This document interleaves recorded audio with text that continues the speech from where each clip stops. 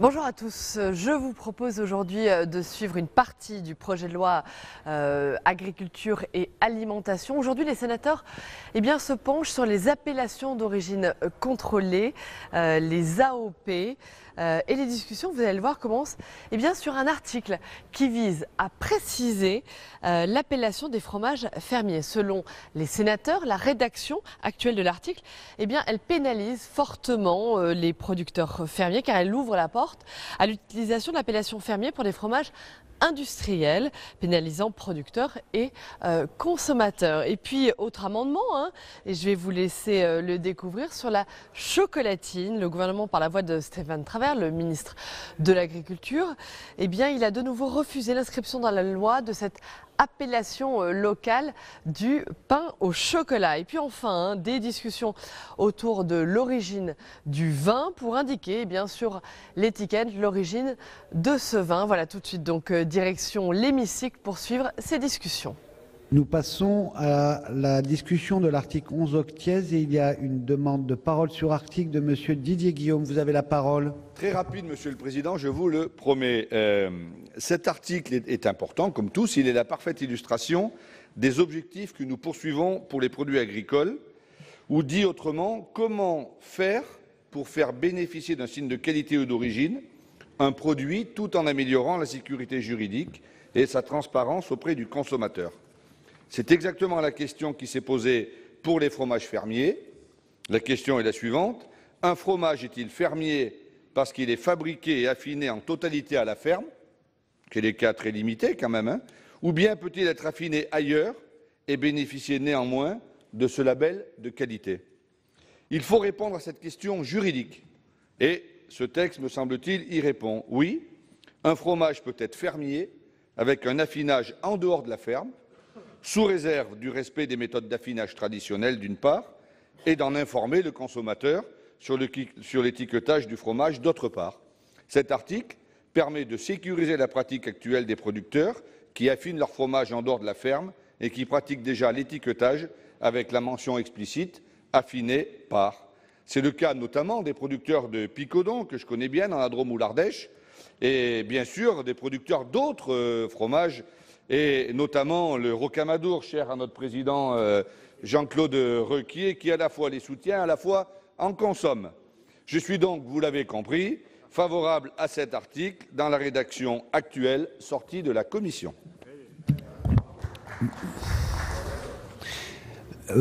Parole aussi sur article de Madame Préville. Merci Monsieur le Président, Monsieur le Ministre, mes chers collègues. Par décision du Conseil d'État du 17 avril 2015, un fromage fermier ne peut être affiné en dehors de l'exploitation. Voilà le texte.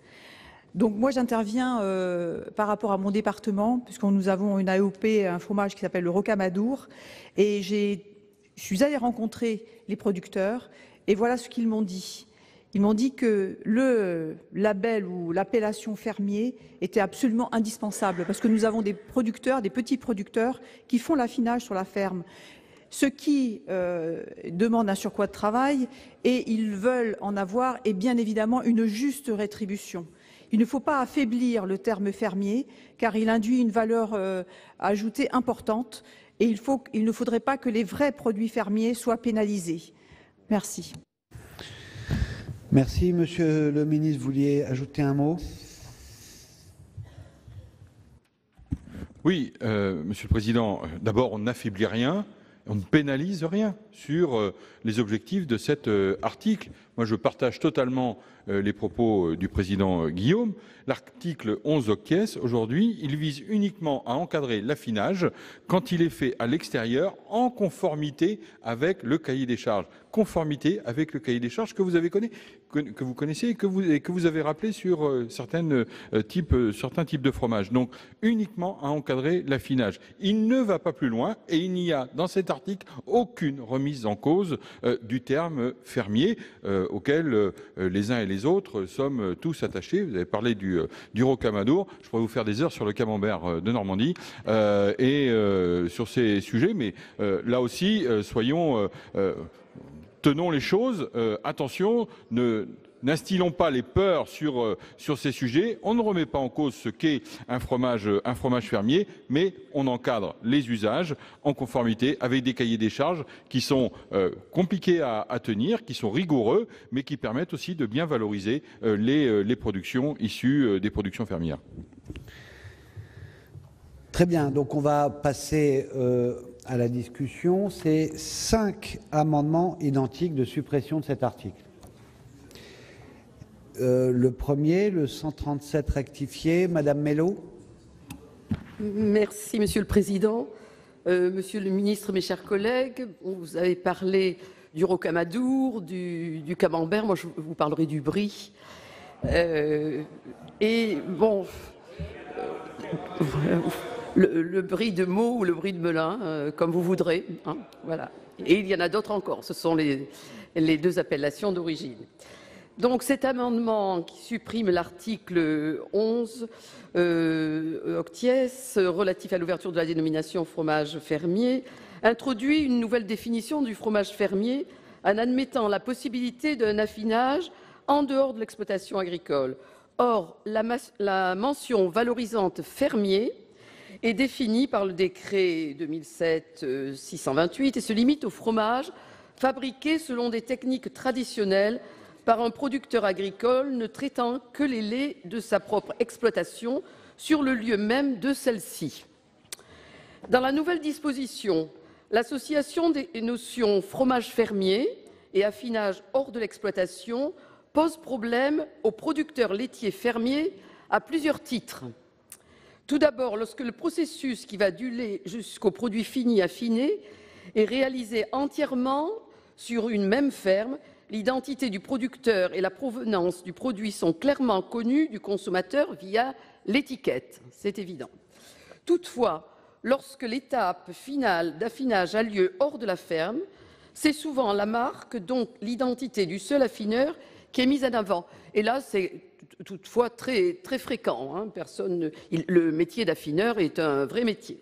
Cela induit d'une part une perte de traçabilité pour le consommateur, qui aura du mal à savoir où et comment le produit concerné a été fabriqué, et d'autre part une perte de valeur ajoutée pour le producteur fermier, alors même que c'est son travail qui rend possible l'utilisation de la mention valorisante fermier sur le produit.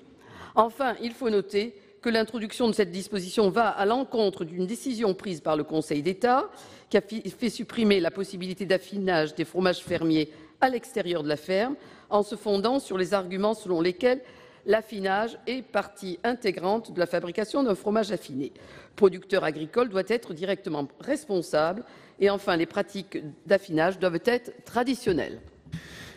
Merci. Ensuite, il y avait le 152, mais M. Panouzi, qui était le seul signataire, n'est pas là. Ensuite, il y a le 184 rectifié qui est toujours identique. Monsieur Cuypers. Oui, Monsieur le Président, nous retirons cet amendement. Retiré. Ensuite, il y a le 272 rectifié terre et Monsieur Canevet. Oui, merci Monsieur le Président, Monsieur le Ministre, chers collègues. Effectivement, en complément de ce qu'a évoqué Madame Mello tout à l'heure, je crois qu'il faut faire attention parce que nous avons aujourd'hui une définition des choses qui est assez précise et le risque, c'est justement que le terme fermier soit dorénavant ou à l'avenir galvaudé. Tout simplement parce qu'aujourd'hui, il est parfaitement identifié. On voit bien qu'il y aura sur les boîtes de fromage la mention fermier en très gros. Il faudra vraiment aller lire peut-être une toute petite mention disant mais il a été affiné à l'extérieur. Et je crois que ça ne va pas dans le sens d'une très bonne information du consommateur qui est nécessaire, en même temps que l'on sait bien, on voit de plus en plus de grandes sociétés industrielles racheter des petits producteurs et donc pouvoir s'arroger des marques et signes de qualité ainsi, même si les process de production changent, et en particulier dans la rédaction de l'article, il convient d'être attentif à ce que sont les usages traditionnels. Effectivement, ce n'est pas particulièrement bien défini dans les textes, donc il faudra faire attention à tout cela. Et à une période où, en plus, les producteurs sont en train de développer les circuits courts, la vente directe, je pense que décider d'une telle orientation viendra en contradiction avec les démarches de qualité, les démarches de développement des circuits courts que sont en train de mettre en place tout un certain nombre de producteurs. Donc, j'invite à la prudence. Donc, l'avis de la Commission, Madame la rapporteure, sur ces amendements identiques. Ah. Non, excusez-moi. J'oublie un dernier identique. Et c'est Monsieur Ménonville qui le défend. Voilà, oui, je me fais le porte-parole, Monsieur le Président, du sénateur Castelli. Donc, le sénateur Castelli s'inquiète donc des conséquences de cette disposition qui permet l'affinage hors de la ferme. Il considère donc que nous risquons d'envoyer un message brouillé aux consommateurs et une dilution de la traçabilité. L'identité de l'affineur occulterait celle du producteur. Par conséquent, afin de ne pas amoindrir le caractère valorisant de la mention fermier, cet amendement vise à supprimer l'article 11 octies. Mais bon, au cours du débat, je crois qu'un certain nombre de précisions ont été effectivement avancées. Les arguments sont rassurants. Madame la rapporteure, votre avis? Donc ces amendements, nous l'avons compris, souhaitent supprimer cet article pourtant sécurisant la pratique de l'affinage des fromages fermiers en dehors de l'exploitation. Cette pratique, le plus souvent dans des caves collectives, est ancienne et n'avait pas posé de problème jusqu'à une décision qui a été évoquée, rendue par le Conseil d'État en 2015, qui la prive de base réglementaire. Donc l'article que nous étudions aujourd'hui apporte une réponse définitive à cette insécurité juridique, tout en assurant une bonne information des consommateurs dès lors qu'il sera bien indiqué de manière claire et précise que l'affinage a eu lieu en dehors de la ferme. Le consommateur pourra donc choisir en toute connaissance entre un fromage fermier affiné à la ferme et un fromage fermier affiné en dehors de la ferme, conformément dans ce cas-là, aux usages traditionnels. Donc un avis, mes chers collègues, défavorable sur tous ces articles. Monsieur le ministre.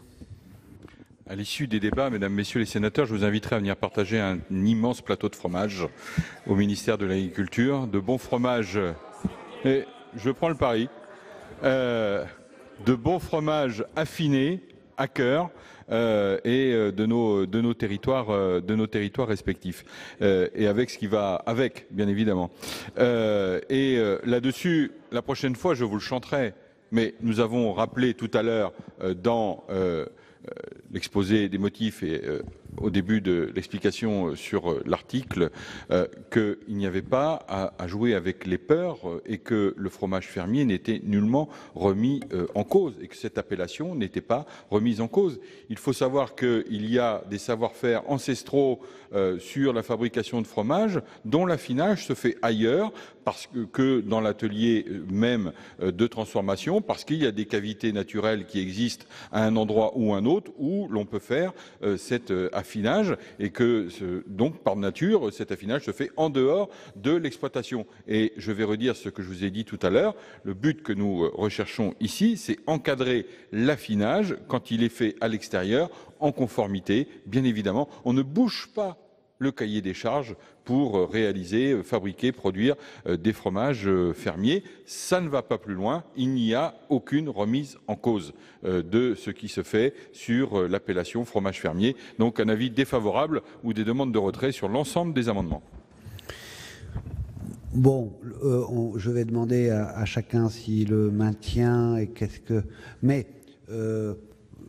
indépendamment des pressions exercées par le ministère, qui promet du bon fromage à la fin, en toute indépendance, vous allez... Bon, donc très bien. Est-ce qu'il y a plusieurs demandes? Madame Mello, pour retirer, c'est ça? Alors allez-y. Pour explication de vote, donc... l'amendement est soutenu par l'Association nationale des produits laitiers fermiers. Donc cette association représente 16 organisations et regroupe 914 producteurs adhérents. C'est la voix donc des producteurs laitiers fermiers qui veulent défendre leurs produits. Alors, ce n'est pas, j'ai bien compris, monsieur le ministre, ce n'est pas agiter des peurs, mais leur revendication et la reconnaissance de leur travail et de leur artisanat. et ils craignent que si l'on permet l'affinage extérieur, des fabricants qui ne sont pas des fabricants fermiers puissent revendiquer l'appellation fromage fermier. Voilà, c'est ça. Donc la suppression de cet article, je pense, va aussi dans l'intérêt des 6 000 producteurs laitiers fermiers et pour la grande majorité, affinent eux-mêmes leur fromage et dont l'efficacité économique dépend essentiellement de la plus-value jusqu'ici attachée à la mention fermière. Il y a Monsieur Delcros aussi. Oui, merci Monsieur le Président. Moi, j'attire vraiment l'attention sur les risques que l'on encourt si on supprime cet article. Parce que si on supprime cet article, on revient au droit actuel. Or, le droit actuel n'offre pas du tout un cadre juridique sécurisé pour les producteurs, y compris les producteurs qui sont en zone AOP. Et d'ailleurs, Monsieur le Ministre, en écho à votre invitation, je pense qu'il serait plus opportun de venir goûter les fromages dans les territoires où ils sont fabriqués. Donc je vous invite à venir en Auvergne et dans le Cantal, parce que nous avons plusieurs AOP. Pour revenir aux choses, au sujet, attention, il n'y a pas de cadre juridique. Et en référence à la décision du Conseil d'État de 2015, je crois, aujourd'hui, on est dans une impasse. Parce que même en zone AOP, alors qu'il y a des cahiers des charges très stricts qui permettent de produire un fromage à la ferme et de l'affiner dans une zone qui est bien définie, avec un cahier des charges qui est bien rigoureux, validé par l'INAO, même dans ce cas-là, en raison de la décision du Conseil d'État, de l'arrêté du Conseil d'État, eh bien, on n'est pas sûr, on ne devrait pas même pouvoir donner la mention fromage fermier. C'est ça l'enjeu. Et donc, si on supprime cet article, on revient au droit actuel et on fait l'effet contraire de ce qu'on veut faire, c'est-à-dire que les fromages qui sont produits à la ferme, notamment en zone AOP, qui sont affinés dans des conditions qui répondent à des cahiers de charges très stricts, je le redis, mais c'est très important, ne pourraient pas bénéficier de l'appellation fromage fermier. Donc moi je vous invite à faire extrêmement attention, à bien mesurer les conséquences de la suppression de cet article. Finalement, on ferait l'effet contraire de ce qu'on pense faire en supprimant cet article. On dit qu'on sécuriserait pas du tout, on ferait l'inverse. Alors moi, personnellement, j'ai déposé un amendement dans ce sens, mais c'est un autre sujet, on le verra après. Je suis même pour vraiment assurer, garantir, sécuriser les consommateurs et la production, à le réserver aux fromages aux affinages qui répondent au cahier des charges des zones AOP. Mais c'est un autre sujet, on le verra tout à l'heure. En tous les cas, surtout, ne supprimons pas cet article, s'il vous plaît, sinon on va faire l'effet contraire de l'objectif qui est prévu en le supprimant. Très bien. Donc, il y a plusieurs demandes encore d'explication de vote. Monsieur Grémillet. Oui, merci Monsieur le Président, Monsieur le Ministre, Madame la rapporteure, chers collègues. Voilà un exemple concret où là on sert à quelque chose. Parce qu'il y a un vide. Par rapport au débat qu'on a eu, effectivement, et sur certains points, je trouve que c'était pas du rôle du législatif.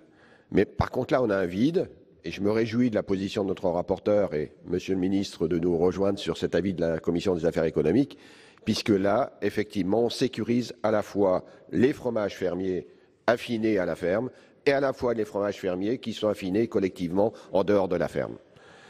Et ça va même plus loin, parce qu'aujourd'hui, non seulement nous qui aimons bien tout ce qui est ancien, toutes les vieilles pratiques, eh bien, ce qu'on est en train d'évoquer là, ce sont de vieilles pratiques qui, pour certaines, ça fait plus d'un siècle qu'il y a des paysans qui produisent chez eux, qu'il y a des paysans qui produisent, qui transforment chez eux et qui font affiner chez un affineur, qui font affiner soit collectivement, soit par une entreprise.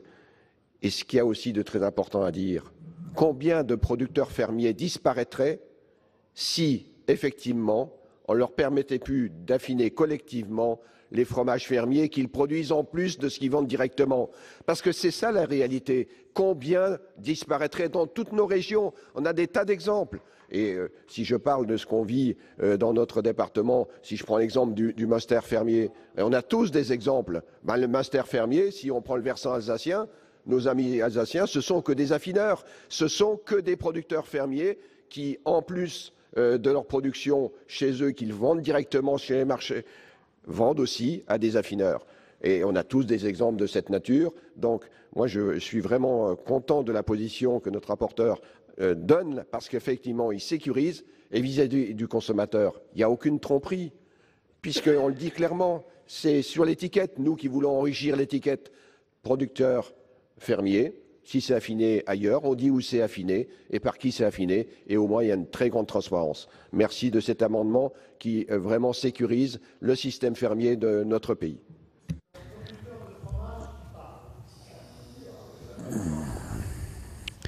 Donc, pendant cette intervention, j'ai eu une nouvelle levée de plusieurs demandes d'intervention. Donc, Monsieur Ménonville. Oui, suite aux arguments donc, de Madame la rapporteure et de Monsieur le ministre, nous retirons notre amendement. Oui. Donc le 665 est retiré. Monsieur Tissot. Oui, Monsieur le Président, Monsieur le Ministre, je suis du même avis que le sénateur Grémier, mais pour les produits sous SICO, pour les signes d'appellation. Oui. Ben si, c'est fondamental. La différence est fondamentale.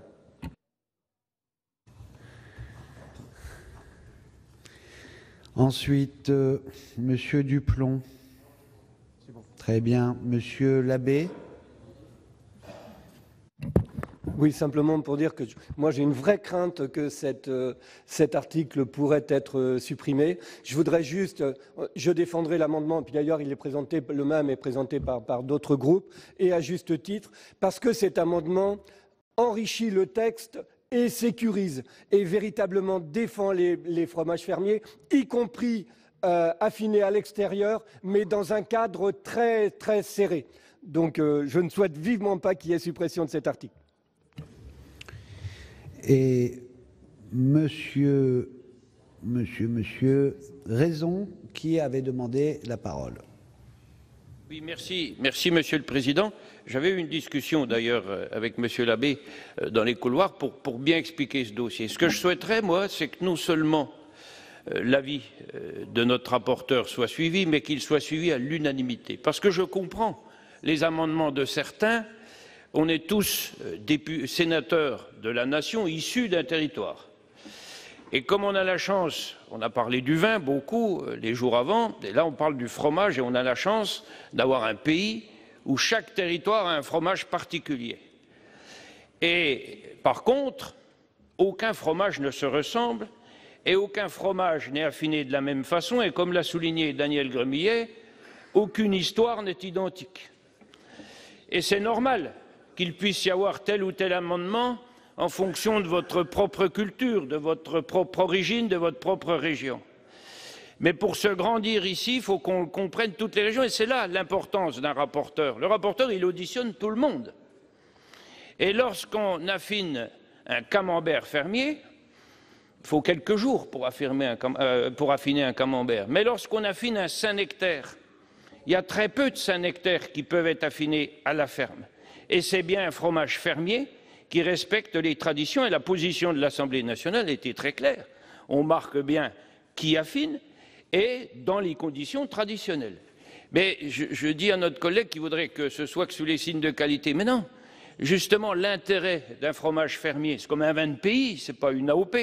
Mais l'intérêt du fermier, c'est qu'il est fermier, mais il n'est pas forcément en AOP, en IGP. Même, je suppose que même certains Munster fermiers, enfin ils sont tous AOP, les Munster fermiers, l'exemple n'est pas forcément bon. Mais voilà ce qu'est la France, et c'est pour ça qu'on a la nécessité d'adopter à l'unanimité la position de la rapporteure, parce qu'on est tous Français, issus de territoires très différents, et je vous suggère même que lorsqu'on aura fini d'étudier ce texte, les plus assidus d'entre vous se retrouvent, et que chacun apporte un peu le vin de son territoire, le fromage affiné de son territoire, et qu'on se retrouve dans la bonne humeur. Je vois que vous dérogez à ce que vous avez dit hier sur la diététique. Il y a des invitations multiples à manger du fromage. Madame la Présidente. Monsieur le Président, ce qui est bon ne fait pas grossir, on le sait bien. Je ne vais pas allonger les débats parce que je souhaite qu'on aille vite. Effectivement, je pense que tous les arguments ont été dits pour suivre la position de Madame la rapporteure. Et ce débat est utile car je sais, j'ai reçu la Confédération paysanne en début de semaine qui était très inquiète de cette écriture de texte. Je pense qu'elle a trouvé ici matière à trouver les arguments nécessaires. Et puis je voudrais quand même pointer, parce que je ne peux pas m'en empêcher, la contradiction que nous avons dans cet hémicycle et sur certains bancs entre la volonté d'une agriculture de groupe. Nous avons beaucoup discuté hier soir sur la volonté d'une agriculture de groupe. Et puis là, quand on a des producteurs qui se rassemblent ensemble pour affiner ensemble, on leur retirerait un avantage concurrentiel et qui leur permet de mieux valoriser leur fromage, qui est l'appellation fermier. Donc je pense qu'il faut qu'on reste cohérent. On a eu toutes les garanties que les petits producteurs pourront continuer à mettre fermier dans la condition d'élever et d'affiner leur fromage de façon traditionnelle. Je pense que là, en effet, j'appelle aussi, comme mon collègue Raison, au vote quasi à l'unanimité, ou à l'unanimité. Bon, nous avons entendu ces appels. Monsieur Didier Guillaume. Président, je me suis exprimé tout à l'heure sur l'article. Je pense que dans des cas comme ça, il faut pouvoir évoluer en fonction du débat. Et la rapporteure, comme le ministre, je pense, ont pu lever toutes les craintes. Il n'y a aucun problème, il n'y a plus aucun problème. Sauf ce que disent nos collègues Labbé et Tissot, que je respecte, en disant « oui, mais nous voulons que sous SIQO ». Mais c'est une autre démarche, mes chers collègues, si je peux me permettre. Moi, je suis pour les signes de qualité, je suis pour les AOP, les AOC, les IGP, etc. Sans aucun problème, il faut aller dans cette direction. On a eu le débat hier, mais ce dont il s'agit là, c'est permettre à un fermier, à un éleveur, de pouvoir faire ce travail, de pouvoir donner à un affineur ces tomes, ces fromages qui vont être affinés 12 jours, 40 jours, etc. Et après peut-être, rentreront-ils dans les SIQO, rentreront-ils dans une aire géographique, rentreront-ils dans un signe de qualité? Mais moi, il me semble, que dans ce cadre-là, il doit être possible. Alors, on peut ne pas avoir la même position, ça évidemment, et c'est respectable. Mais je pense que toutes les garanties sont données. C'est un premier pas avant, éventuellement, autre chose, un signe de qualité. Mais un petit fermier, un petit éleveur qui va vouloir faire son fromage, qui va le faire affiner, laissons-lui la possibilité de le faire. Et la dernière explication de vote, Madame Préville. Oui, moi je reviens sur le terme fermier et tout simplement pour plus de clarté pour le consommateur, de cohérence et de logique. Pourquoi appeler fermier ce qui ne l'est pas? Il faut laisser à ceux qui continuent à le faire le terme de fermier. Inventons un titre, une appellation qui soit aussi valorisante, mais du coup le terme fermier est valorisant parce que c'est à la ferme. Donc quelque part, moi, il y a quelque chose qui me gêne beaucoup. Inventons autre chose, artisanat, je sais pas, il faut réfléchir, mais laissons à fermier ce qu'il est. Voilà, merci. Je vais vous donner la parole, mais pour la clarté, il y a sur ces 5 amendements identiques, il y en a 3 qui ont été retirés. Il n'y en a plus que 2 en vote, celui de Madame Mello et celui de Madame Létard, etc., défendu par Monsieur Canevet. Monsieur le Président. Vous aviez déjà fait une explication de vote, donc vous dites retirer ou pas? Oui, pour dire que bon, le débat a nourri ma réflexion et que je vais le retirer. Bon, et en confiance aux paroles qui ont été prononcées ce matin ici. Très bien. Merci. Il reste Monsieur Canevet. Vous le retirez aussi? Il n'y a plus de débat.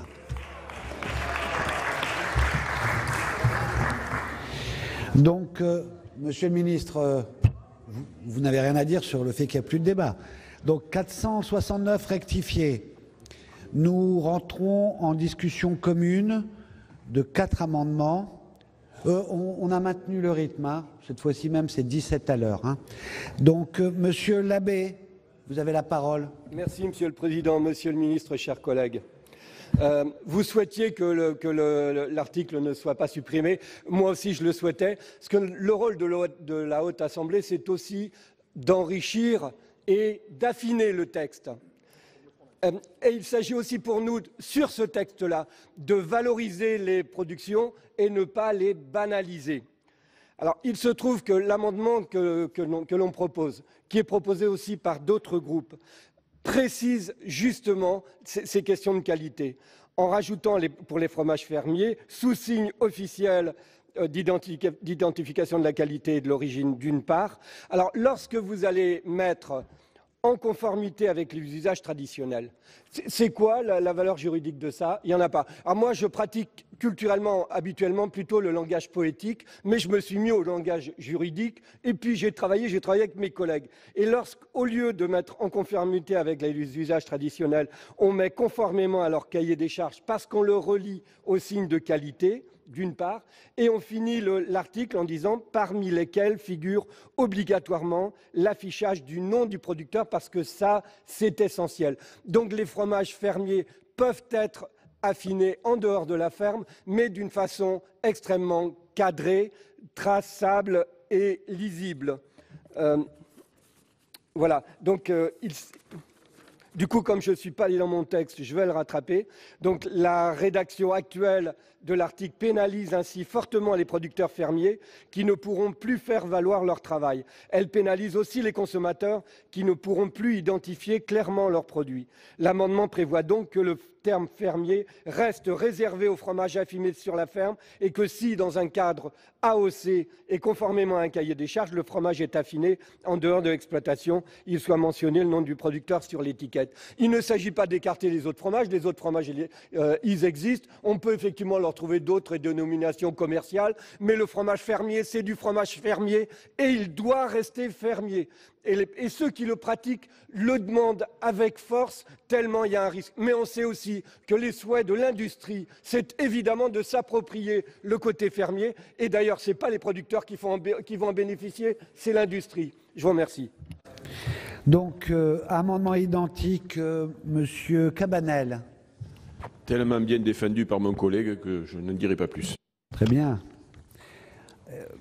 Amendement dans la discussion commune, le numéro 185, Madame Kukierman. Non, Monsieur Gontard. Oui, mais merci. Cet amendement va dans le même sens. Il vise à sécuriser l'affinage extérieur à la ferme.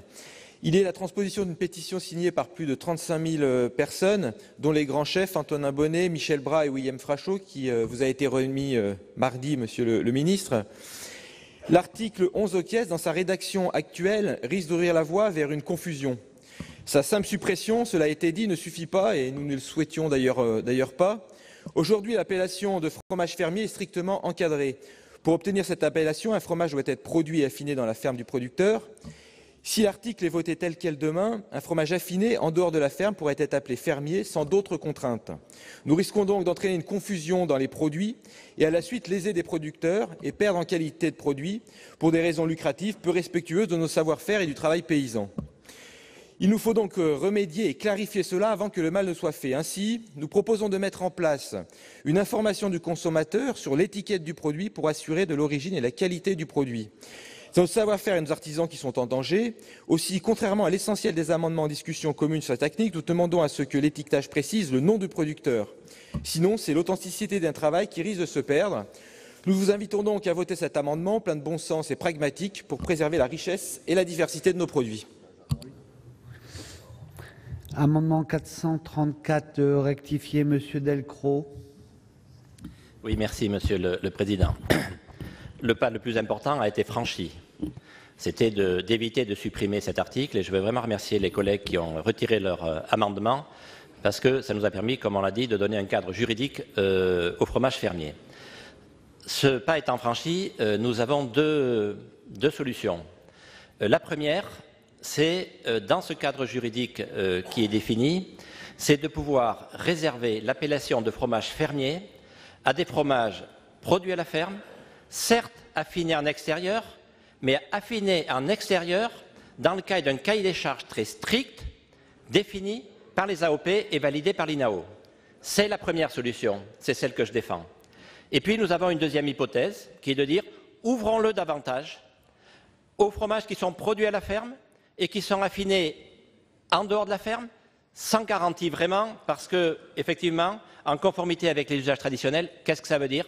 quelle validité juridique de ce terme-là. Et donc ça ouvre la porte, pas pour tout le monde bien entendu, mais ça ouvre la porte à des dérives, notamment à ce que l'industrie puisse s'emparer de ce sujet-là pour donner la mention fromage fermier à des fromages qui ne sont pas affinés dans des conditions suffisamment proches de ce qu'on entend par fromage fermier.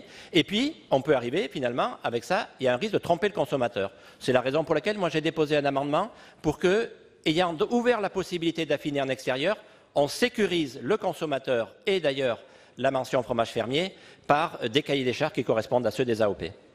Et donc, votre avis, Madame la rapporteure, sur l'ensemble de ces amendements en discussion commune? Alors, mes chers collègues, je crois que notre Assemblée vient de redire largement son attachement à cet article et est largement aussi revenu sur la nécessité qui sera imposée de respecter le cahier des charges des fromages traditionnels. Il n'y a donc, à notre sens, pas de motif de faire une discrimination entre fromages sous SIQO et autres, donc un avis défavorable. Merci. Monsieur le ministre, votre avis? Oui, pour les mêmes raisons que Madame le rapporteur, pas de différenciation entre les SIQO ou d'autres produits. Et nous avons rappelé ici, à l'unanimité, notre attachement à l'appellation fromage fermier et à leur mode de production. Donc défavorable sur l'ensemble des amendements. Bien, Monsieur Labbé, pour explication de vote. On a beaucoup. Oui, Monsieur le Président, Monsieur le ministre, chers collègues. J'ai pour habitude de tenir mes engagements, donc publiquement, je vais faire savoir que j'avais annoncé, vous le savez, une demande de scrutin public là-dessus. Mais je ne vais pas déposer la demande de scrutin public parce qu'au vu des arguments qui ont été donnés, je pense que dans cet hémicycle, on doit pouvoir trouver une majorité là-dessus. Parce que véritablement, on défend le fromage fermier véritable et d'autre part, on sécurise le texte juridiquement. Combien de fois on vient nous dire le texte, il n'est pas assez sécurisé? Eh bien, je peux vous dire, conformément au cahier des charges, c'est beaucoup plus sécurisé qu'en conformité avec les usages traditionnels. Ça veut tout dire et rien dire. Les usages traditionnels, ce n'est pas défini. Donc, je souhaite vivement, et là, on est sur une discussion de fond. Je me dis, si jamais ça ne passait pas, c'est l'Assemblée nationale qui va rattraper le coup, forcément. Mais soyons-nous à la hauteur. Encore une fois, on va passer, alors le Sénat, machin, ceci, cela. Moi, je souhaite très vivement un vote favorable, mais maintenant, j'ai dit ce que j'avais à dire. Et la démocratie, c'est chacun vote en son âme et conscience. Je vous remercie. Bien, 460... Oui, Monsieur Gontard.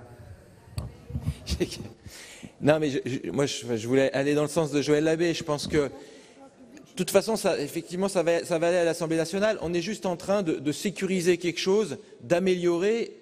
Je pense qu'avec toute la discussion qui a été faite, on va tous dans le même sens. Donc, moi, il me semble que ça serait vraiment intéressant que le Sénat marque ça et qu'on puisse le marquer aujourd'hui tous ensemble. Oui. Et le temps, Monsieur Labbé et Monsieur Gontard, de vos interventions, la Commission demande un scrutin public. Mais oui. Donc nous allons... J'ai été saisi d'une demande de scrutin public par le groupe Les Républicains, 469 sur le 469 rectifié. Par conséquent, l'autre qui est identique, hein, on est d'accord? Ben oui, c'est le même vote. Hein.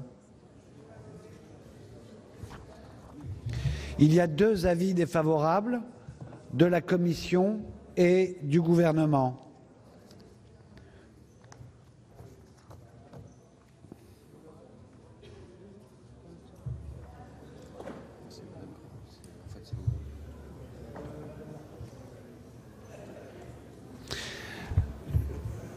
Je demanderai,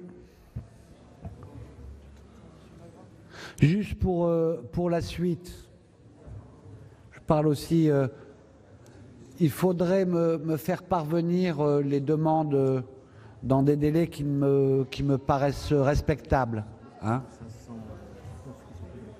parce que là, il est mal rempli, tout ça. Donc écrivez-les bien aussi. Non, je parle, là, oui. Voici le résultat du scrutin numéro 177 sur l'amendement 469 rectifié et sont identiques, de fait. 539. Compte tenu de l'ensemble des délégations de vote accordées par les sénateurs et sénatrices aux groupes politiques et notifiées à la présidence, nombre de votants 342, nombre de suffrages exprimés 342, pour l'adoption 125 contre 217, le Sénat n'a pas adopté.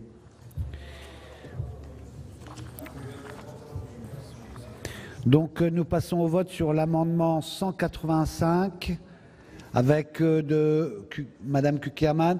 Deux avis défavorables. Qui est pour?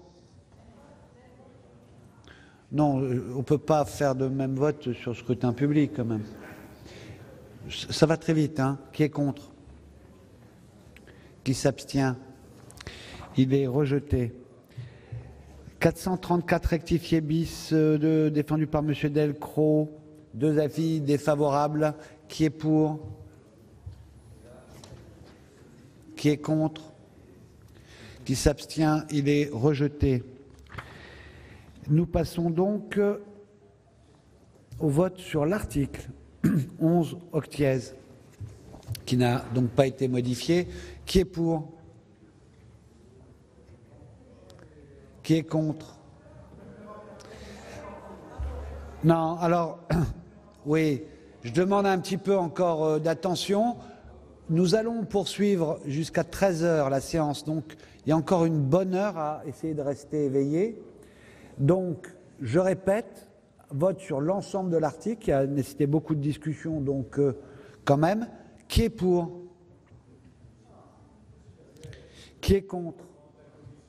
Qui s'abstient? Il est adopté.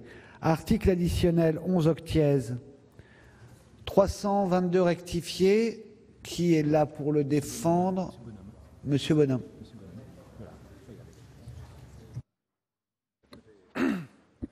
Monsieur le Président, Monsieur le Ministre, la valorisation des produits de qualité et de tradition constitue un élément d'identification et de commercialisation important pour nos territoires. Cela se traduit souvent par une dénomination courante qui peut contribuer fortement à sa notoriété. Le présent amendement complète l'article L640-1 du Code rural et de la pêche maritime qui vise à définir les objectifs de la politique conduite dans le domaine de la qualité et de l'origine des produits agricoles, forestiers ou alimentaires et des produits de la mer, en précisant que la valorisation du nom d'usage et de notoriété d'un produit répond à un de ces objectifs importants. La valorisation d'un produit implique une origine, une fabrication locale, une qualité contrôlée, un savoir-faire préservé et une notoriété dûment établie. Cet amendement permettra ainsi de reconnaître sa singularité. Une telle évolution serait de nature à redonner des lettres de noblesse à de nombreux produits locaux. Ce sera par exemple le cas d'une viennoiserie dont historiquement le nom a puisé son origine dans la région Gascogne et qui fait la fierté de tout le sud de la France. Je veux parler évidemment de la chocolatine et non du pain au chocolat. Voilà. C'est le sens de mon amendement. Monsieur le ministre, qui n'a pas connu l'affront de la boulangère parisienne, ignorant cela, ne peut comprendre le sens de mon amendement.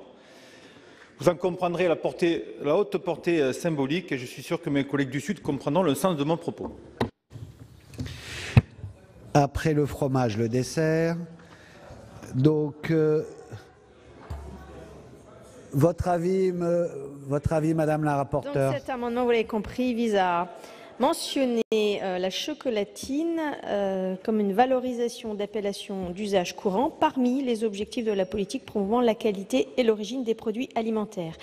Nous sommes bien évidemment tous, mes chers collègues, attachés à nos multiples appellations régionales, mais est-il vraiment nécessaire d'ajouter de telles précisions dans la loi? Je vous laisse le choix de la réponse, mais c'est un avis plutôt défavorable. Monsieur le ministre. Oui, mesdames, messieurs les sénateurs, vous m'avez dit que ma réponse avait été un peu brutale à l'Assemblée nationale, mais enfin franchement, on n'est pas dans le niveau de la loi. Que vous appeliez chocolatine dans le Sud, ou pain au chocolat, comme c'est le cas chez moi, dans le Cotentin, peu importe. L'essentiel, c'est que le produit soit bon, qu'il soit bien vendu, qu'il valorise nos filières, farine, chocolatière, etc. C'est ça l'important. Après, l'essentiel, c'est que les gens les boulangers puissent le produire et que les gens le mangent avec plaisir. Et donc, le plaisir, je ne sais pas si c'est quelque chose qui relève du niveau de la loi. Je suis défavorable. Je comprends tout à fait ce que vous voulez porter à travers cet amendement sur les appellations locales, bien évidemment, mais je ne pense pas que cela doit être inscrit aujourd'hui dans la loi. Mais nous entendons l'appel. Très bien. 2 avis défavorables. 322. Qui est pour? Qui est contre? Il est rejeté. Après l'article 11 octièse, il y a 2 amendements en discussion commune. Le 487 rectifié, Monsieur Labbé, il est défendu? Non, allez-y, allez-y. Monsieur le Président, Monsieur le Ministre, chers collègues, cet amendement vise à simplifier la vie des agriculteurs qui cultivent leurs céréales et les transforment eux-mêmes en farine. Les agriculteurs détenteurs d'un moulin, de plus en plus nombreux, et qui transforment en farine les céréales de leur exploitation, sont actuellement soumis à la même réglementation que les meuniers, ce qui amène des obligations spécifiques, notamment des règles sanitaires lourdes, adaptées aux productions plus industrielles. Ces agriculteurs ne sont pourtant pas meuniers, mais ils sont bien agriculteurs. Ils font justement dans la diversification. Leur activité de mouture est une activité agricole à part entière, puisqu'il s'agit d'une transformation de leur propre production. Il est donc absurde et anormal qu'ils soient soumis aux normes et contrôles de la filière meunière. Ces normes sont en décalage complet avec la réalité de leur activité. Elles sont élaborées pour des volumes considérables, adaptées à la multiplicité des opérateurs et à la diversité d'origine des matières premières des filières industrielles. Cet amendement vise donc à clarifier le statut de ces agriculteurs et à alléger les normes auxquelles ils sont soumis, en marquant une distinction claire entre eux avec le statut de meunier. Oui, chers collègues, on a souvent la réputation d'être très normatif. On l'est lorsque c'est nécessaire, mais lorsqu'on peut effacer des normes pour la vertu, eh bien, on le fait. Oui, absolument. Et pas toutes les normes, certes, mais il faut convenir que certaines sont injustifiées, c'est ici le cas, et compliquent réellement la vie des petits producteurs qu'on est censé défendre ici sur ce texte, lorsqu'elles sont pensées pour des exploitations ou des entreprises de type industriel, alors qu'elles s'appliquent également aux petites fermes. Dans ce domaine du paysan meunier, comme dans d'autres, les petits producteurs vivent dans la peur des contrôles car ils sont soumis à des normes inadaptées. C'est également le cas pour les petits éleveurs de volailles où les normes de biosécurité qui concernent la grippe aviaire et qui sont pensées pour les élevages industriels et provoquées d'ailleurs par les élevages industriels. C'est ici du domaine du réglementaire, mais je profite de cette défense d'amendement pour rappeler le combat des petits producteurs, de l'ensemble des petits producteurs, pour pouvoir appliquer des normes sanitaires adaptées à la réalité des élevages. Et souvent, ces producteurs travaillent sur ce qu'on appelle des petites fermes et ils réussissent à bien en vivre. Ensuite, 655 rectifié, c'est M. Tissot. Oui, merci Monsieur le Président, Monsieur le Ministre, chers collègues. C'est le même amendement que mon collègue Joël Labbé, mais je rajouterai juste une précision, c'est qu'afin de soustraire ces agriculteurs aux obligations auxquelles est soumise la filière de meunerie, l'amendement propose de fonder la distinction entre activité agricole et activité de meunerie sur le seuil défini par le décret numéro 2009-219 du 20 mars 2009, soit 350 quintaux de blé tendre par an. Merci. Ils se ressemblent, mais ce n'est pas les mêmes, hein, ils ne sont pas identiques. Donc, ils sont en discussion commune. Madame la rapporteure, votre avis sur les deux? Ils entendent effectivement tous les deux, sur des formes un peu diverses, mais exonérer des normes et contrôles applicables aux meuniers, les agriculteurs réalisant sur leur exploitation la mouture d'un volume de céréales issu de leur ferme. Mes chers collègues, dès lors qu'un agriculteur possède et utilise un moulin, il n'y a pas de lieu de l'exonérer des règles applicables en la matière, sachant toutefois que l'article L666-6 du Code rural exonère déjà les moulins à faible capacité de l'obligation de détenir un contingent de meunerie et ne prévoit qu'un simple enregistrement. Donc un avis défavorable. Merci. Votre avis, Monsieur le Ministre? Même avis pour les mêmes arguments, défavorable. Très bien, donc nous passons au... Oui, Monsieur Rançon. Merci, Monsieur le Président. Je voudrais, à ce moment du débat, redire un tout petit mot. On est en plein accord avec Monsieur le ministre pour dire que dans notre pays, on a une alimentation saine à 100%. Le zéro défaut n'existe pas, mais on n'en est pas loin en France. Donc même si faisons attention, si on veut pérenniser la transformation à la ferme, que ce soit de la viande, du fromage ou de la farine, il faut qu'on respecte les règles sanitaires. Et la rapporteure a bien dit, ils ne sont pas traités tout à fait comme les autres et c'est normal. Mais sur le plan sanitaire, on en reparlera quand on parlera des abattoirs mobiles, pas de dérogation. C'est rigoureux, c'est strict, c'est dur à appliquer, mais il ne faut pas qu'on ait des accidents. On en a quelques fois de temps en temps. Il faut limiter les accidents sanitaires alimentaires. Et moi, je connais en effet un certain nombre, et il s'appelle meunier. Lorsque tu mets du blé entre deux meules, tu es meunier. Et je serais même fier, moi, de pouvoir m'appeler meunier, c'est un magnifique métier. Très bien, donc on va passer au vote. 487 rectifié bis de Monsieur Labbé. Il y a 2 avis défavorables. Qui est pour? Qui est contre? Qui s'abstient? Il est rejeté. Ensuite, le 655 rectifié de Monsieur Tissot. 2 avis défavorables. Qui est pour? Qui est contre?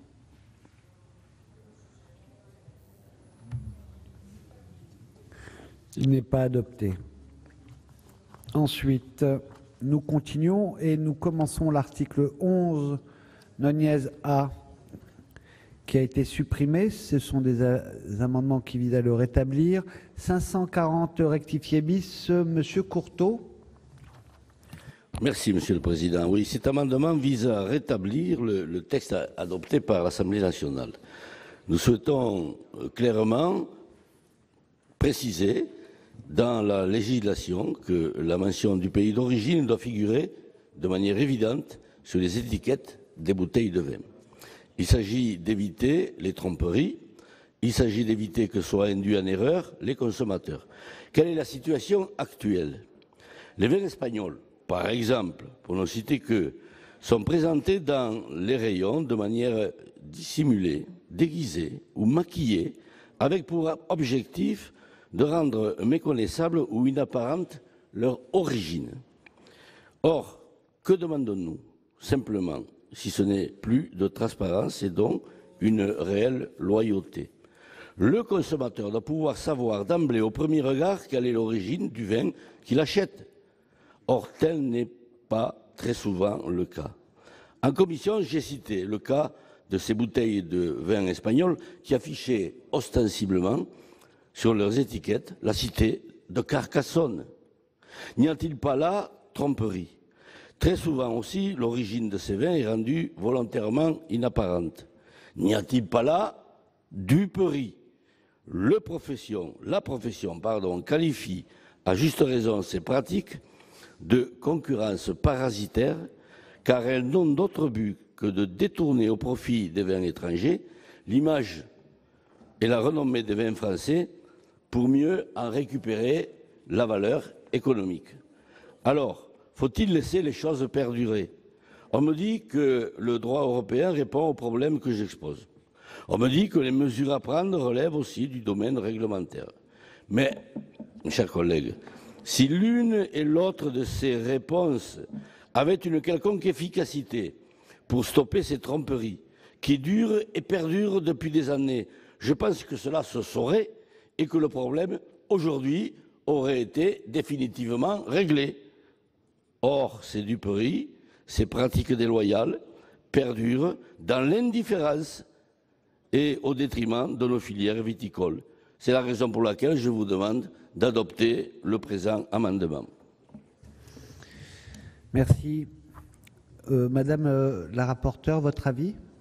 Oui, mon cher collègue, moi je comprends votre courroux face à des pratiques qui sont trompeuses, voire même frauduleuses, mais je vous réitère les explications faites en commission, puisque les dispositions que vous souhaitez sont en fait totalement déjà satisfaites par le droit européen.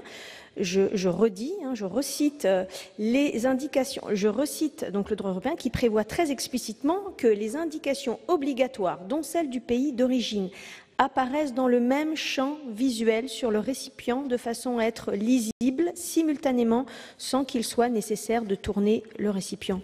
Que dire de plus si ce n'est sanctionner des pratiques trompeuses ou frauduleuses? Donc un avis défavorable sur l'amendement. Merci. Votre avis, Monsieur le Ministre? Oui, sur la précision des règles d'étiquetage de l'origine des vins.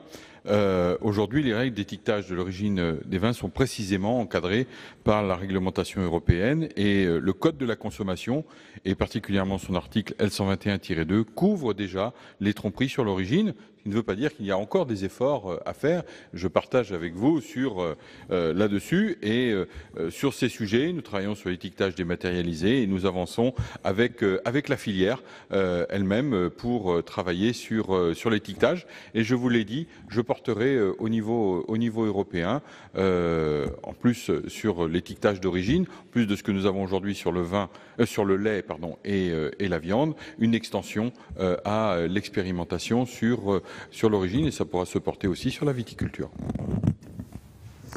Merci. Monsieur Cabanel, pour explication de vote.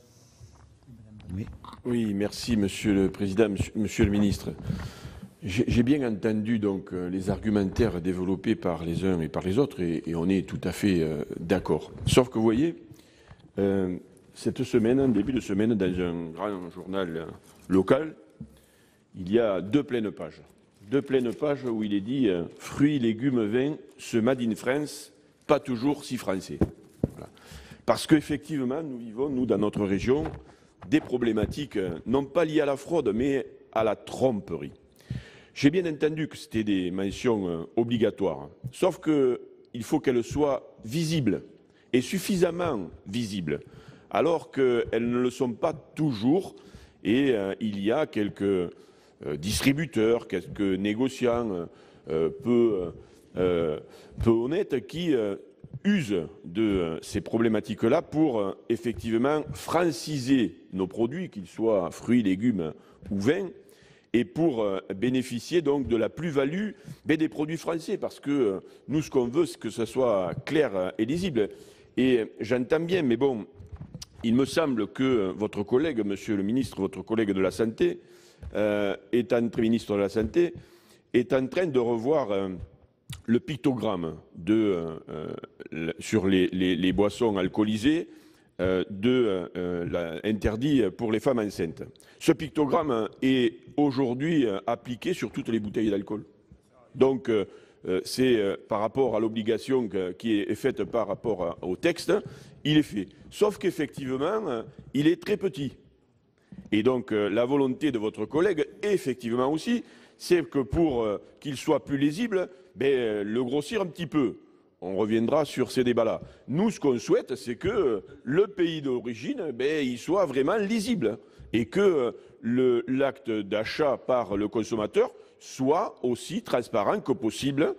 Aujourd'hui, je ne dis pas que les choses ne sont pas respectées, mais il y a une volonté donc de certains négociants ou certains distributeurs de le rendre moins lisible pour profiter de la valeur des produits français. Parce que, je l'ai dit à plusieurs reprises, que ce soit les viticulteurs ou les maraîchers, on n'a pas peur de la concurrence. Sauf que, bon, on fait des produits avec une certaine qualité et on ne veut pas que l'on soit copié par des négociants ou des distributeurs peu scrupuleux. Donc voilà l'objet de cet amendement et je souhaite donc qu'on nous rejoigne pour voter avec nous. Donc il y a plusieurs demandes d'explication de vote. Madame Bodfoy. Oui, Monsieur le Président, dans le même ordre d'idée de ce qui vient d'être défendu par mes collègues, moi je voulais ici apporter l'explication de vote de Gisèle Jourda qui ne pouvait pas être là ce matin et qui m'a demandé de témoigner pour elle, rappelant que certains vins issus donc de pays étrangers font l'objet d'un étiquetage induisant en erreur le consommateur, ça vient d'être dit.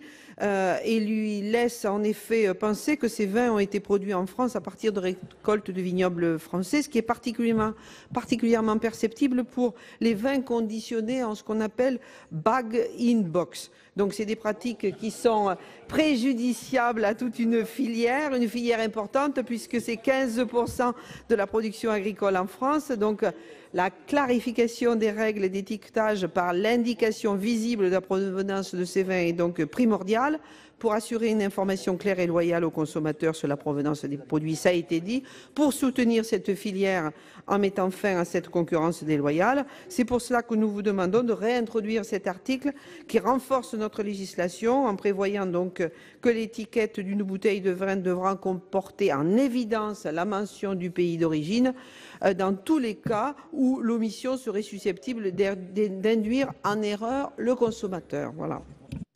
Merci. Monsieur Courteau. Oui, on nous dit que c'est le droit européen qui est censé régler ce problème-là. Sur le terrain, il ne règle rien du tout. Puis ensuite, on ajoute, ouais, mais c'est du ressort du domaine réglementaire.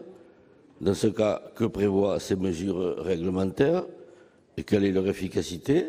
Aucune. Donc, les mesures réglementaires ne règlent, si elles existent d'ailleurs, ne règlent rien du tout. Dans ces conditions, et compte tenu que ces tromperies perdurent depuis des années, sans que cela n'émeuve quiconque, permettez que des parlementaires, lassés, fatigués d'attendre en vain des mesures drastiques, donc efficaces, de la part des pouvoirs publics, décident de s'emparer du problème et de proposer d'inscrire dans la loi les dispositions qui font défaut aujourd'hui. Voilà ce qu'avec mes collègues Henri Cabanel, Franck Montaugé, Angèle Préville, Nicole Bonnefoy et notre ami Olivier Jacquin, ainsi que Jean-Claude Tissot, voilà ce que nous voulons. Car cela fait des années que ces pratiques durent. Personne ne semble s'en émouvoir au niveau des pouvoirs publics. Personne ne réagit. Maintenant, ça suffit. Et nous allons donc demander un scrutin public et mettre chacun devant ses responsabilités. Alors, il y a encore des explications de vote. Monsieur Guillaume. Président, Monsieur le Ministre, moi je vais voter favorablement à cet amendement dans la lignée de ce que j'ai dit hier à plusieurs reprises. Parfois, dans la loi, il faut indiquer des choses. Il faut tracer des perspectives. Je partage ce que disaient la rapporteure et le ministre. Cet amendement, il n'amènera rien. Il ne servira à rien parce que c'est purement dans le truc de l'arrêté, c'est administratif et ça ne changera rien à l'arrivée, j'en suis sûr. Mais il y a des moments, si le Parlement ne se saisit pas de ces sujets, on a eu plusieurs amendements là-dessus hier que j'ai défendus et je m'étais exprimé de la même façon. Je savais que cet amendement n'avait pas forcément à faire dans la loi parce que ça faisait une loi bavarde et si on met des pictogrammes et des choses sur les bouteilles, à un moment, il faudra quand même qu'il reste au moment pour savoir qu'est-ce que c'est comme vin, comme hier, qu'est-ce que c'est comme produit dans les cantines, etc. Mais je soutiens l'amendement qui est présenté par M. Courteau parce qu'à un moment ou un autre, nous qui sommes des défenseurs des terroirs, et en l'occurrence, puisqu'on parle du vin, des vignes et de nos cépages, il faut que l'on dise clairement l'origine du vin, très, très clairement. Même si on veut être équilibré, on est aussi heureux de vendre du vin français à l'étranger, et je ne sais pas comment il est étiqueté. Mais là, c'est vraiment un amendement, je le prends comme un amendement d'appel, en disant, voilà, celles et ceux, nous tous qui nous intéressons à la viticulture, nous devons dire qu'il manque quand même des choses. Mais je suis persuadé, je me rappelle, nous avions eu ce débat déjà dans la précédente loi agricole, on ne peut pas dire que les pouvoirs publics s'en désintéressent. J'ai vu cette discussion avec le précédent ministre, on l'a maintenant avec celui-ci. Simplement, l'administration française est compliquée, les contraintes européennes le sont aussi, et Madame la rapporteure a raison de dire que l'amendement est satisfait, mais l'amendement peut être satisfait par le texte, mais les sénateurs pas satisfaits par ce que vous avez dit, donc c'est pour ça que je le voterai. Monsieur Montaugier. GG. Montaugier. Monsieur le Président, Monsieur le Ministre, chers collègues, je souscris aux propos et arguments développés par notre collègue Courteau. Moi, je voudrais mettre le doigt sur 2 points. D'abord, les moyens que l'État français consacre ou entend consacrer au contrôle. Je pense qu'il y a un vrai sujet à caractère budgétaire par rapport à cette question-là. Il ne sert à rien d'édicter des règlements ou d'en inventer d'autres si on n'est pas en mesure de les faire respecter. Donc je pense que c'est un sujet. Et d'autre part, je reste assez persuadé qu'en matière de contentieux pouvant résulter des contrôles effectués par l'État sur un sujet comme celui-là par exemple, l'agriculture, c'est un peu la variable de négociation, d'ajustement à propos d'échanges extérieurs commerciaux pour lesquels on sacrifie un petit peu l'agriculture, nos producteurs, au bénéfice d'autres parfois secteurs industriels. Donc cela donne 2 arguments supplémentaires, me semble-t-il, pour que nous votions cet amendement. Madame Kukierman, pour explication de vote. Merci, Monsieur le Président, Monsieur le Ministre, mes chers collègues. Moi, notre groupe va également voter cet amendement et je rejoins les propos qui viennent d'être tenus par notre collègue Didier Guillaume. Je crois que, bien évidemment, on a toutes et tous à cœur 2 objectifs. Éviter une loi trop bavarde, mais aussi avoir comme objectif que la loi réponde aux attentes et parfois renvoie des signes de sécurisation à celles et ceux qui, en tout cas aujourd'hui, dans la vie au quotidien et au vu de l'application de la législation existante, eh bien, se sentent fragilisés. Donc si à travers cet amendement, on peut renvoyer effectivement ce signal que les parlementaires que nous sommes attachés aux différents vignobles, à leur qualité et à leur promotion, à leur valorisation en France comme à l'étranger, à travers cet amendement, eh bien, on puisse renvoyer ce geste. Je pense que c'est important et notre groupe votera cet amendement. Merci. Monsieur le ministre, vous vouliez dire un mot? Ah, Monsieur Roquier, mais vous le direz après. Hein. Vous voulez conclure, Monsieur le ministre, c'est ça? Monsieur Roquier. Merci, Monsieur le Président, Monsieur le ministre, mes chers collègues. Eh bien, notre groupe votera à l'unanimité cet amendement parce que c'est un amendement qui va dans le bon sens, dans la bonne direction. Il m'arrive d'aller dans les supermarchés et j'ai un peu la faiblesse de faire un petit tour dans la rayon des vins. Alors, il y a des tromperies. Ce n'est pas au niveau des grands crus, bien entendu, mais c'est plutôt à l'entrée de gamme, quoi, les vins plus ordinaires. Et c'est vrai qu'il y a des cuvées, des cuviténaires, qui sont vraiment maquillés en tromperie, car il faut vraiment aller voir très près de l'étiquette que ces vins ne sont pas d'origine française. Ça ne veut pas dire qu'ils sont forcément mauvais, mais au moins il faudrait donc renseigner le consommateur.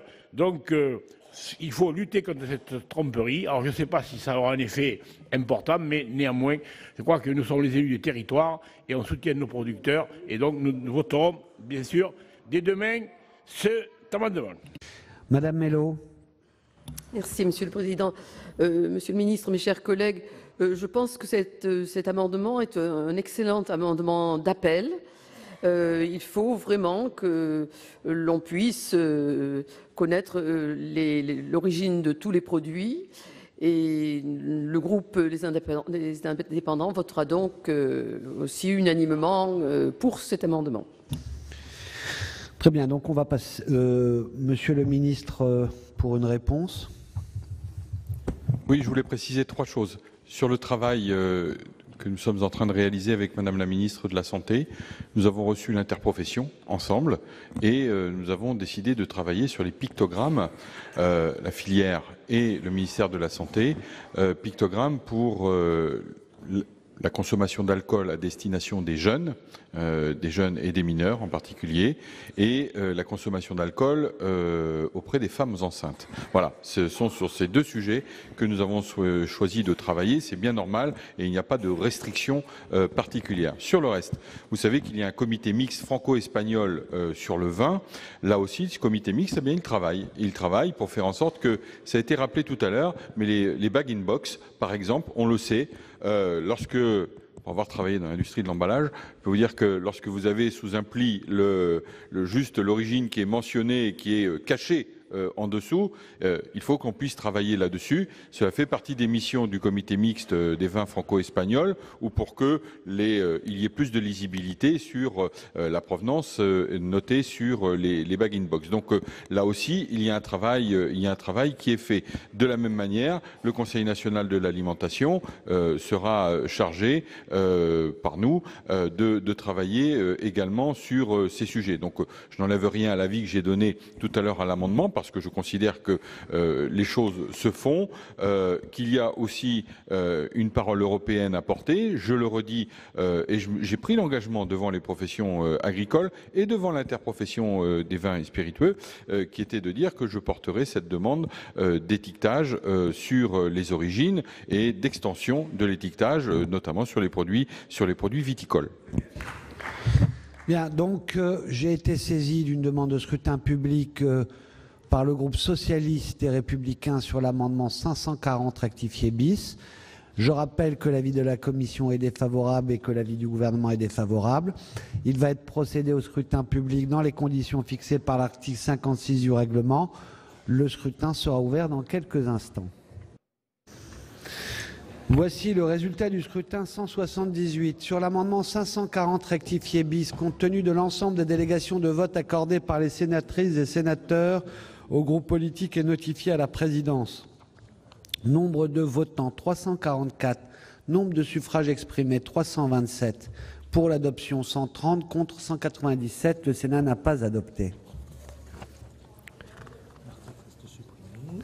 Donc cet article reste supprimé. Nous passons, après l'article 11, nonièse à 574 rectifié bis, Monsieur Cabanel. Oui, Monsieur le Président, Monsieur le Ministre, mes chers collègues, cet amendement va dans le sens du précédent, mais là, il porte une précision sur les raisins récoltés et vinifiés, parce qu'on sait que les raisins peuvent être importés dans un pays, vinifiés dans un autre et prendre l'appellation du pays où il a été vinifié.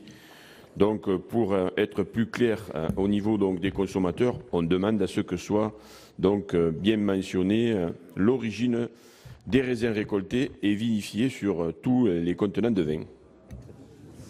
Merci. Avis de la commission, Madame la rapporteure. Alors cet amendement poursuit en fait les mêmes objectifs que le précédent, donc pour les mêmes motifs, un avis défavorable. Monsieur le ministre, votre avis? Oui, pour les mêmes raisons que tout à l'heure, précédemment, défavorable.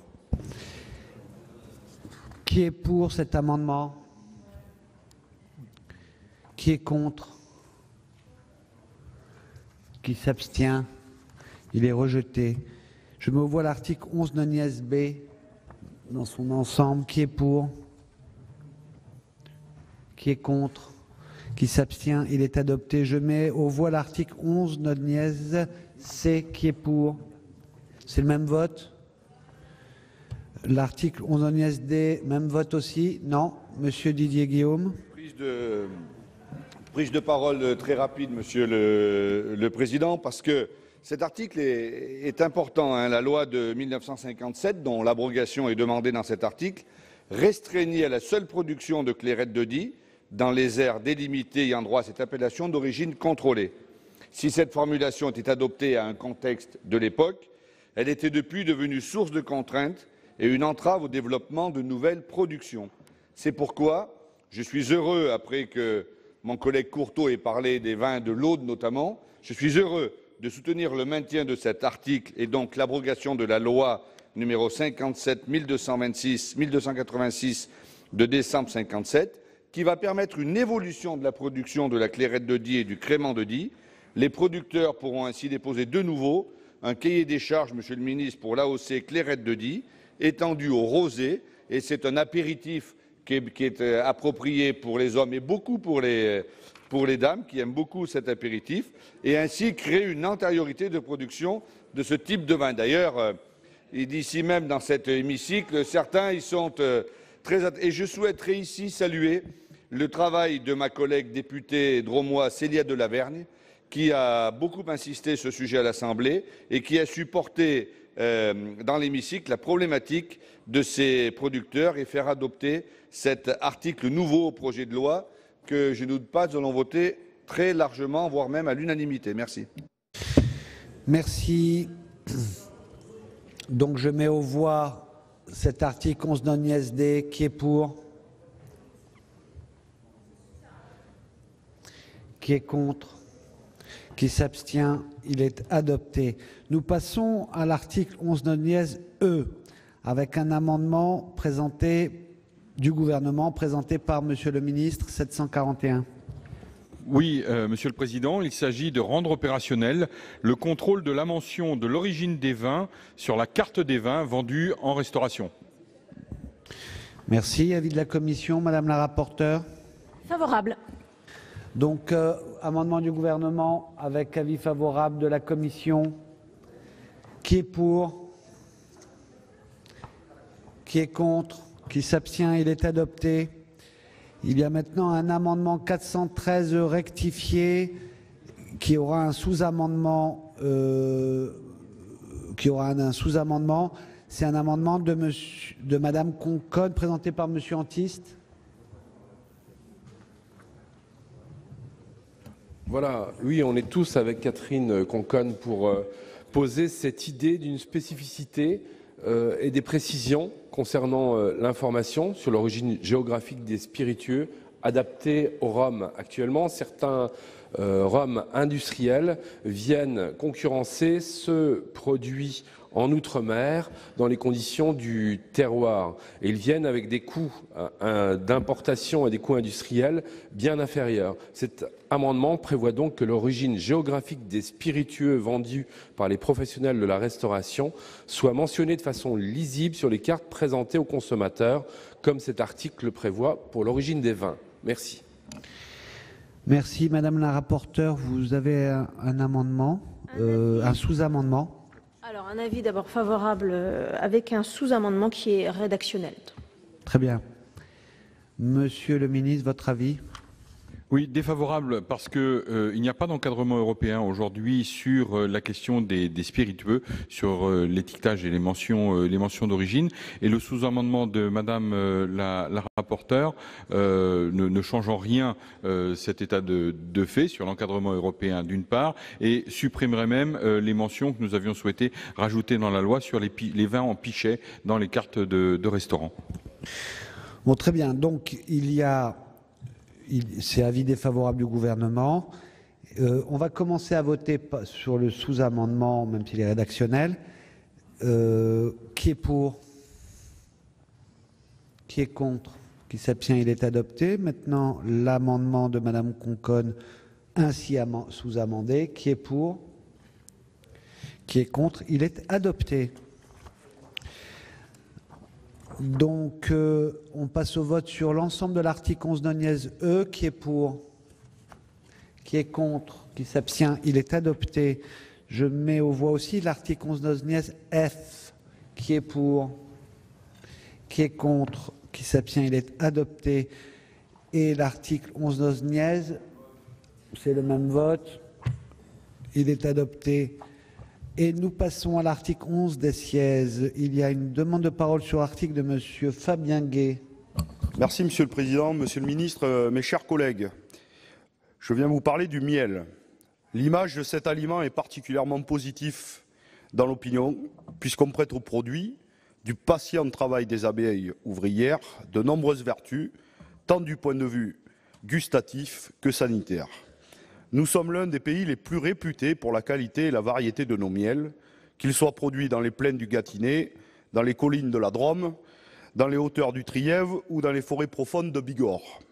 Le problème, c'est que la grande distribution, faisant de tout produit une simple course à la rentabilité, a tenté d'imposer une sorte de miel standard, produit de mélange de miel de provenances diverses.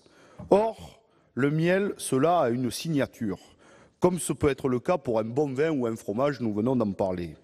Miel de sapin, ce n'est pas pareil que du miel de chêne ou encore du miel de framboisier ou d'arbousier. Le miel, c'est un peu la nature qui vient en témoignage. C'est la signature de la biodiversité, comme le montrent désormais les miels urbains récoltés dans nos villes de banlieue ou dans la capitale, miel tirant parti de la grande variété des plantations effectuées en ville. Apiculteur est un vrai métier à l'égal du vigneron ou de l'éleveur laitier fabricant de fromage. Cela doit se respecter. Il est donc logique que l'étiquetage du miel soit précis et ne permette pas de leurrer le consommateur quant à la qualité du produit proposé. Je vous remercie.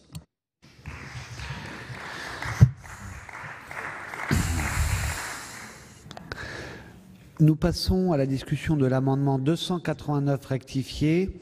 Monsieur Duplomb, je dis Monsieur Duplomb parce que vous êtes présent dans toute cette liste de signataires. Il est défendu?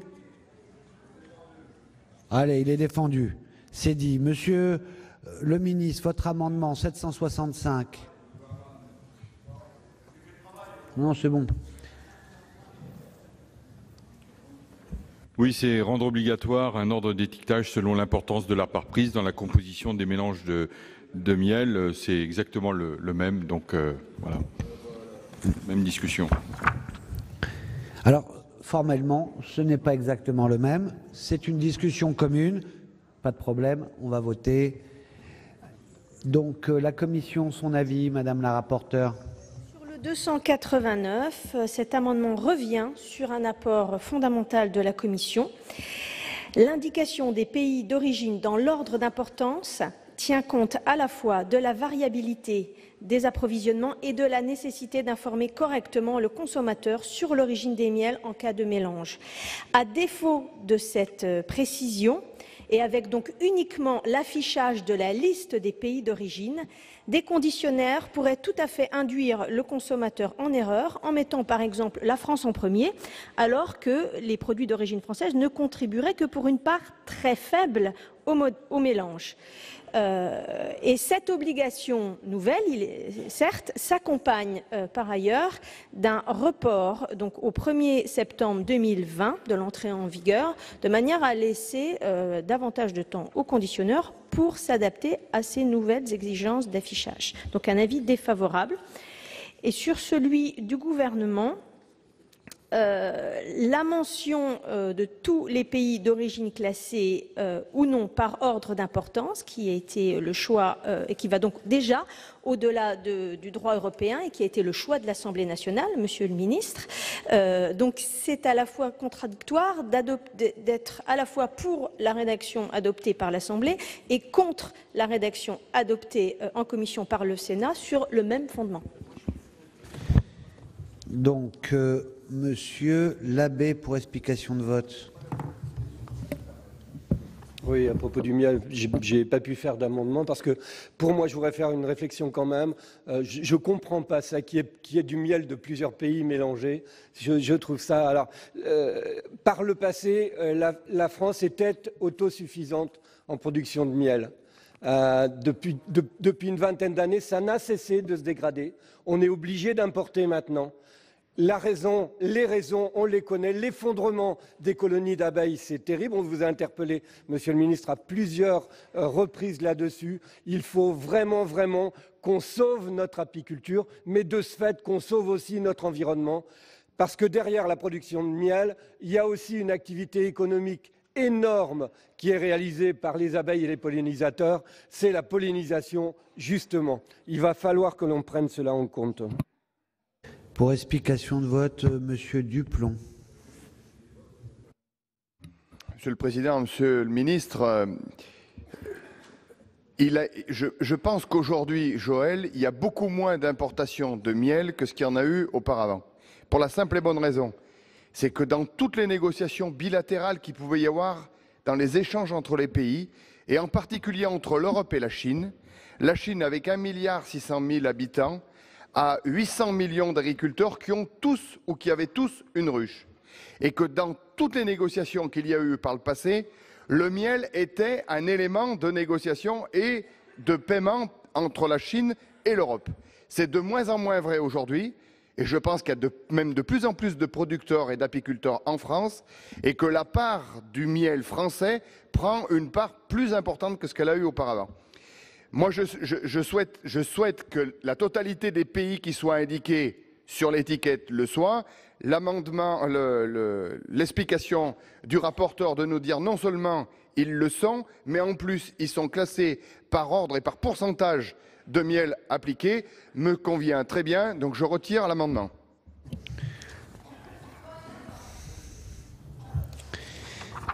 Madame la Présidente. Merci Monsieur le Président. Très rapidement, je vais reconfirmer ce que vient de dire mon collègue Laurent Duplomb. La rédaction actuelle adoptée par la Commission et qui est dans le texte est la rédaction la plus protectrice possible, puisque non seulement, pardon Monsieur le Ministre, mais non seulement tous les pays y sont, mais ils sont dans l'ordre d'approvisionnement. Donc c'est vraiment le plus protecteur de tout ce que l'on peut imaginer et qui peut être écrit. Voilà, j'attire votre attention là-dessus. Donc, Monsieur le Ministre, il reste votre amendement. Oui, sur l'amendement que présenté, c'était la suppression de l'obligation de l'ordre de l'étiquetage des origines du miel. Bien évidemment, ça ne remet pas en question le travail que nous avions fait à l'Assemblée nationale et nous avions bien avancé là-dessus. Et il faut toujours redonner les mérites à ceux qui l'ont. C'est le travail d'André Chassaigne, président du groupe GDR à l'Assemblée nationale, qui avait permis à ce que l'on puisse avancer sur cette question. Là-dessus, aujourd'hui, je comprends bien l'amendement de Madame la rapporteure et de la Commission sur le sujet d'indiquer un ordre. Le problème, c'est qu'on n'a pas le droit de le faire, d'une part. Et d'autre part, aujourd'hui, vous avez des professionnels qui font énormément de mélanges. Et donc, ils vont être obligés d'avoir des étiquettes, des jeux d'étiquettes en permanence, et ça peut être un problème. L'idée, c'est malgré tout de pouvoir préciser l'origine des lieux de production, et c'est ce que nous souhaitions faire, et c'est donner une meilleure information à l'ensemble de nos consommateurs. Donc sur ces points, moi je reste défavorable bien évidemment, mais tout en saluant la grande avancée que nous avions faite à l'Assemblée nationale. Monsieur Grémillet. Oui, Monsieur le Président, Monsieur le Ministre, Madame la rapporteure, chers collègues, je pense que la proposition de notre rapporteur est bien plus équilibrée et bien plus sûre. Et je ne comprends pas, Monsieur le Ministre, que vous nous expliquez que ce n'est pas possible.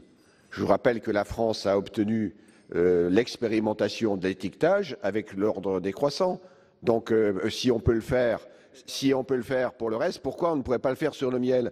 Il y a besoin d'une transparence, il y a besoin de l'appliquer de la même manière et de l'étendre. Et je trouve que ce qui a été proposé par notre rapporteur, et je vais vraiment soutenir cette proposition, est très équilibrée, très certaine, et surtout, elle apporte des réponses très attendues par les producteurs de miel dans l'ensemble de nos territoires.